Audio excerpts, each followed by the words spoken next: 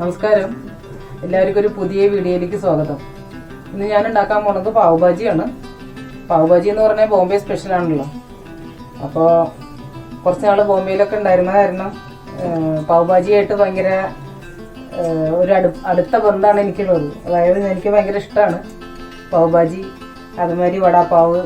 ഇതിൻ്റെ നല്ല കുറേ ഓർമ്മകളുണ്ട് അതുമായിട്ട്. ബോംബെയിലെ താമസം, അപ്പോൾ നമ്മൾ അവിടുത്തെ ഒരു സ്ട്രീറ്റ് ഫുഡാണല്ലോ മെയിനായിട്ടുള്ളത്.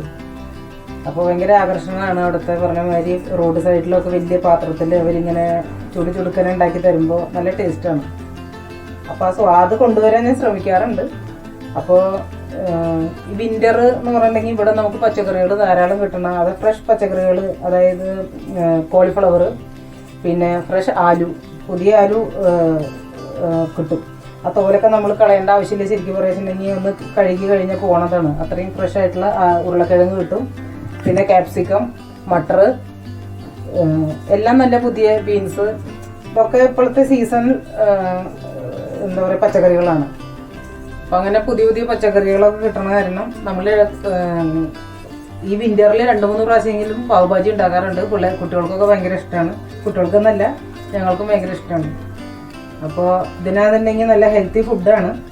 പച്ചക്കറികൾ എന്ന് പറഞ്ഞാൽ ഉരുളക്കിഴങ്ങ്, അതുമാതിരി തക്കാളി, ക്യാരറ്റ്, ഒനിയൻ, അതുമാതിരി ക്യാപ്സിക്കം, ഇഞ്ചി, വെളുത്തുള്ളി, ബീൻസ്, പിന്നെ വേണ്ടതാണ് മെയിനായിട്ടുള്ളത് വേണ്ടത് കോളിഫ്ലവറാണ്. അപ്പോൾ ഇതൊക്കെ ഇവിടെ ഫ്രഷ് ആയിട്ട് ഇപ്പോൾ ഈ സീസണിൽ കിട്ടണ കാരണം വില കുറവാണ്. കുറച്ച് കഴിഞ്ഞ് സമ്മർ തുടങ്ങി കഴിഞ്ഞിട്ടുണ്ടെങ്കിൽ ഭയങ്കര വിലയായിരിക്കും ഇതിനൊക്കെ. പിന്നെ ഫ്രഷ് ആയിട്ട് കിട്ടാനും കുറച്ച് ബുദ്ധിമുട്ടായിരിക്കും. അപ്പോൾ നമ്മൾ വിൻ്ററിൽ മാക്സിമം 2-3 പ്രാവശ്യമെങ്കിലും ഇതുണ്ടാക്കി കഴിക്കാറുണ്ട്. അപ്പോൾ നമുക്ക് എങ്ങനെയാണെന്ന് ചെയ്യണത് കാണാം.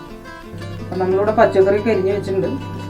ഒരു ഉരുളക്കിഴങ്ങ് 2 എണ്ണം, അതുമാതിരി ഒരു ക്യാരറ്റ്, കുറച്ച് ബീട്രൂട്ട് എന്തിനാ വെച്ചിട്ടുണ്ടെങ്കിൽ നമുക്ക് ആർട്ടിഫിഷ്യൽ കളർ നമ്മൾ യൂസ് ചെയ്യുന്നില്ല.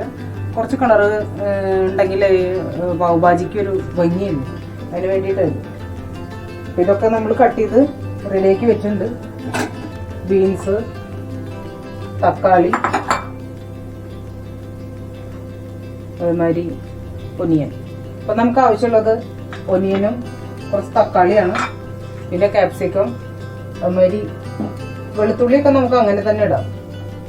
അത് നമുക്ക് സ്മാഷ് ചെയ്യേണ്ടതാണ്. ഒടുക്കം പച്ചക്കറി എല്ലാം നമ്മൾ വേവിച്ചിട്ട് സ്മാഷ് ചെയ്യണം. അപ്പം അതുകൊണ്ട് ഇതൊക്കെ ഇങ്ങനെ കിടന്നാലും അത് സ്മാഷ് ആയിക്കോളും. പക്ഷെ ഇഞ്ചി നമുക്ക് ഒന്ന് ഗ്രേറ്റ് ചെയ്തെടുക്കണം ചെറുതായിട്ട്. നമ്മുടെ കുക്കർ ചൂടായിട്ട് കുക്കറിലാണ് ഉണ്ടാക്കണത്. ഇതിൽ ബട്ടർ അധികം ഇട്ട് കൊടുക്കുക.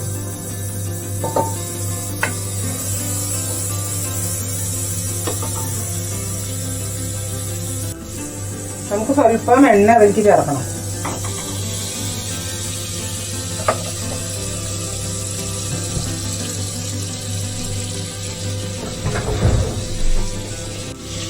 കുറച്ച് ജീരകം,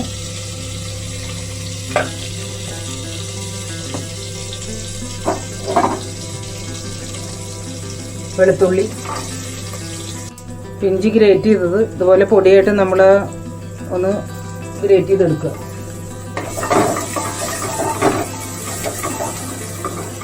കുറച്ച് സവോള ആദ്യം ചേർക്കുക, കുറച്ച് മാറ്റി വയ്ക്കാം.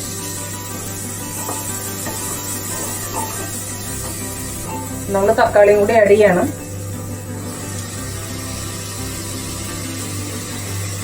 അധികം മൂക്കേണ്ട ആവശ്യമില്ല. പക്ഷെ നമുക്ക് പച്ചക്കറി ഒക്കെ ഇട്ടിട്ട് ഇതിൽ വേവിക്കാനുള്ളതാണ്. അപ്പോൾ ജസ്റ്റ് ആ പച്ചമുളക് ഒന്ന് മാറാൻ വേണ്ടിയിട്ട് നമ്മൾ ആ ബട്ടർ ഇട്ടിട്ട് ആ മണം ഒന്ന് വരാൻ വേണ്ടിയിട്ട് വേണം ചെയ്യണമെന്ന് മാത്രമേ ഉള്ളൂ. അല്ലെങ്കിൽ നമുക്ക് എല്ലാ പച്ചക്കറി ഒന്നിച്ചിട്ട് കുറച്ച് വേവിച്ചാലും അതായാലും ചെയ്യാം. അപ്പം ഞാൻ ചെറുതായിട്ട് ആ ബട്ടറിലേക്ക് ഒന്ന് ഈ സബോളയും ഈ തക്കാളിയും കൂടിയിട്ട് വെളുത്തുള്ളിയും ഒക്കെ ഒന്ന് ഒരു മണം കൂടുതൽ കിട്ടാൻ വേണ്ടിയിട്ട് അങ്ങനെ ചെയ്യണമെന്ന് മാത്രമേ ഉള്ളൂ. ചെറുതായിട്ടൊന്ന് ചെയ്യുന്നു. നമുക്ക് ക്യാപ്സിക്കം കൂടി ഇതിൽ ആഡ് ചെയ്യാം.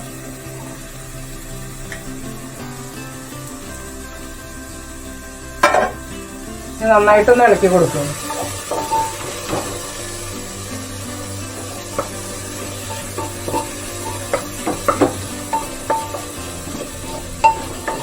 സ്വല്പം വെള്ളം ആഡ് ചെയ്യരുത്.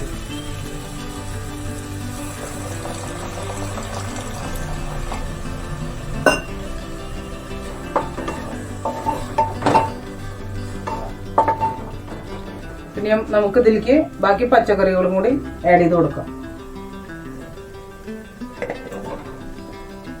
ഇത് കുറച്ച് വലുതായിട്ട് കട്ട് ചെയ്താലും കുഴപ്പമില്ല. എന്ന് വെച്ചിട്ടുണ്ടെങ്കിൽ സ്മാഷ് ആവണം. നമ്മൾ ഒന്ന് ഉടച്ചു കൊടുക്കണം ഇതിന് ലാസ്റ്റ്. അപ്പോഴാണ് ആ ഗ്രേവി ആയിട്ട് നമുക്ക് വേണ്ടത്. കഷ്ണങ്ങൾ അങ്ങനെ കാണില്ല ഇതിൽ. അതാണ് അതിന്റെ പ്രത്യേകത.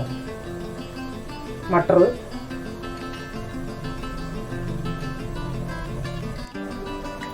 അപ്പൊ നമുക്കിനി ഫ്ലവർ ആഡ് ചെയ്യാം അതിലേക്ക്.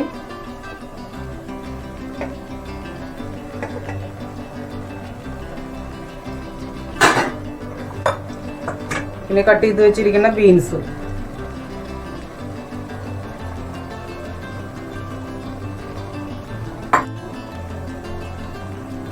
ഇതിൽ മഞ്ഞൾപ്പൊടി ചെറിയ സ്പൂണിലൊന്ന് 1.5 സ്പൂണ് മഞ്ഞൾപ്പൊടി ഇട്ട് കൊടുക്കാം. കുറച്ച് കാശ്മീരി മുളക് പൊടി.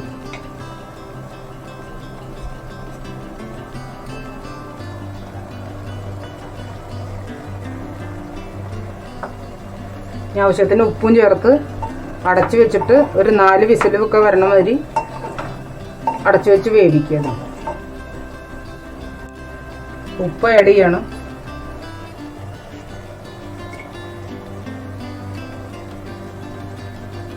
കുറച്ച് വെള്ളം, അധികം ആവരുത് വെള്ളം. എന്ന് വെച്ചാൽ നമുക്കൊരു തിക്കായിട്ടാണ് ഇതിൻ്റെ ഗ്രേവി ആയിട്ട് വേണ്ടത്. അതുകൊണ്ട് കൂടുതൽ വെള്ളമായി കഴിഞ്ഞാൽ നമുക്ക് വറ്റണ വരെ നോക്കിയിരിക്കേണ്ടി വരും.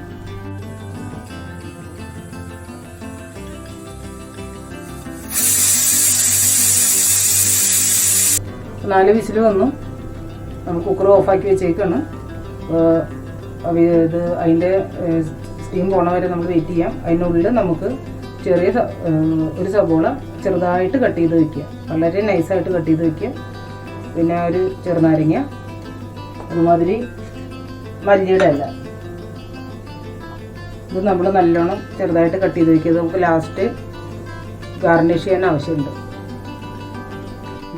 അപ്പോൾ അവിടെ പച്ചക്കറി നമ്മുടെ വെന്തുണ്ട്.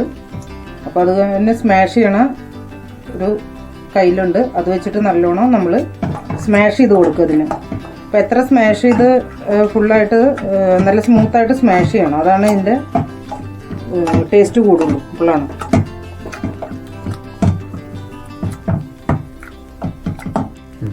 അപ്പോൾ നമ്മളിനി ചുവട് കട്ടിയുള്ളൊരു പാത്രം എടുക്കുക.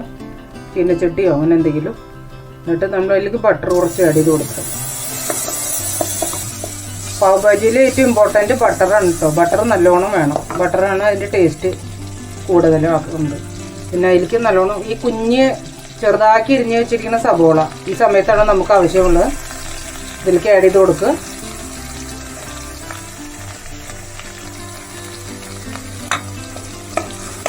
അത് നല്ലോണം ഇളക്കി കൊടുക്കുക.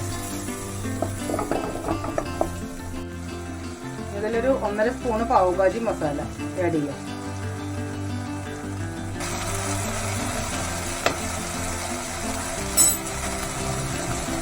നല്ലോണം ഇളക്കി കൊടുക്കും.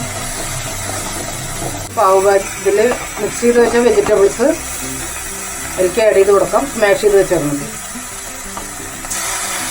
ഇത് കുറച്ച് എടുത്തിട്ട് നന്നായി ഇളക്കി കൊടുക്കും. ബാക്കിയുള്ളതും കൂടി ആഡ് ചെയ്യാം.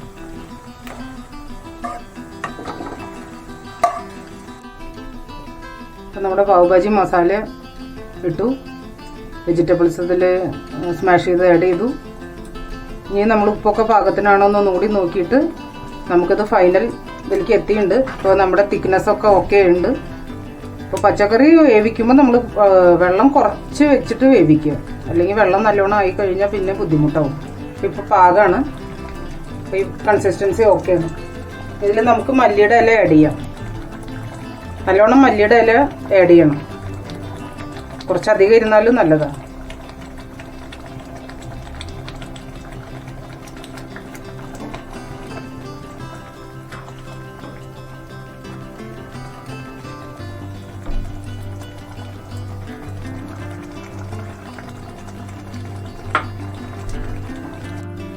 അപ്പം നമ്മുടെ അവിടെ കടയിൽ കിട്ടുന്ന പാവാണിത്.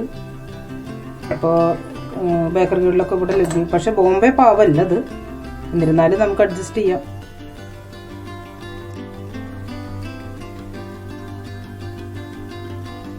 നമുക്ക് ഓരോ പാവായിട്ട് എടുത്ത് ഒരു നടു മുറിച്ച് ബട്ടറിലൊന്ന് നമുക്ക് ചൂടാക്കിയെടുക്കാം.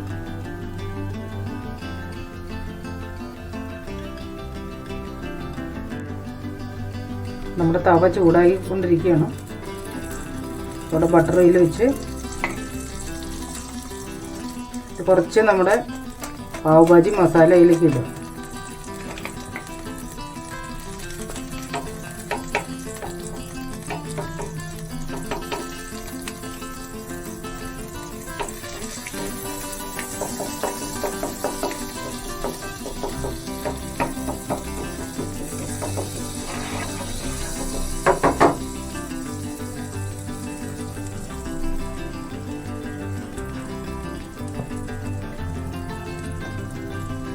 അതുപോലെ അടുത്ത പാവും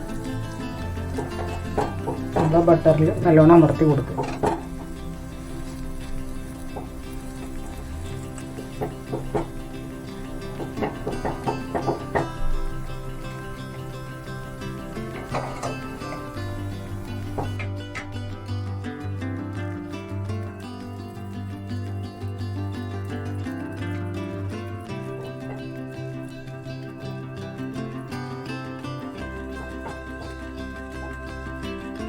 പാവ് ഭാജി റെഡി ആയിരിക്കുകയാണ്. പാവ് അതിന് മുന്നേ നമ്മൾ സബ്ജിയുടെ മുകളിൽ കുറച്ച് ഉള്ളി കട്ട് ചെയ്ത് വയ്ക്കുക. അതുമാതിരി കുറച്ച് ബട്ടർ, അതുമാതിരി കഴിക്കുമ്പോൾ ചെറുനാരങ്ങ അതിൽ പിഴിഞ്ഞൊഴിച്ച് കഴിച്ചാൽ നല്ല ടേസ്റ്റ് ആയിരിക്കും. എല്ലാവരും തീർച്ചയായിട്ടും ട്രൈ ചെയ്യുക. പുതിയൊരു വീഡിയോ ആയിട്ട് കണ്ടുമുട്ടാം.